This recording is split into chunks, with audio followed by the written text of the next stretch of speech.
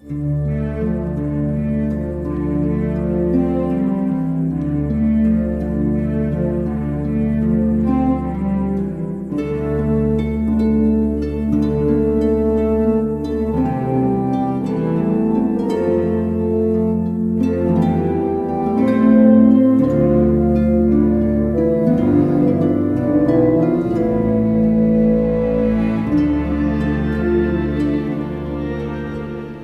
the wildest one I ever worked on. There was two of us woodworkers, full-time, 40 hours a week for 2 straight years, just doing the woodwork in here. And that's not counting lots of other miscellaneous woodwork. And a lot of it's handcrafted, so it had to be done by hand. At one time it was the pileworm palace. I didn't like that. So then they came up with the shipworm shack, and that's the one that stuck. It's beautiful wood. It's been, because they call them shipworms or pileworms, but in reality their technical name is teredos, and they're not a worm, they're a wood-eating clam that have plagued saltwater areas for decades.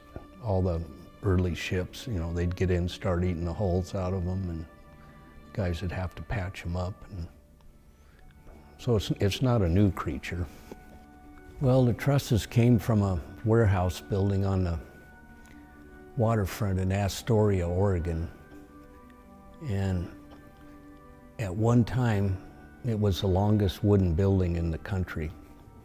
And they went in and salvaged them, hauled them down here on a semi-truck, and they sat out by the wood pile for 1.5 or 2 years until they were ready to set. They sent the crew down first to sand them up and get them all nice and pretty. So then one day they brought in a huge, I think it was a 180-ton crane, because it had to lift so far to reach them down over the bank and then all the way up and put them up on the ceiling. I was kind of skeptical, and all of a sudden they set the first one that it just went back into perfect shape. It was just, everything was just like when it was made. It was just perfect. And then they set the second one, and the framing crew just started scrambling to get up there and start nailing them down before, because they were sitting perfect, but if a wind would have came up, one would have blown over.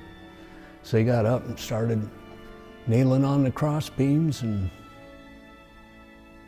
worked on it for a while. It was pretty nice. And rest is history.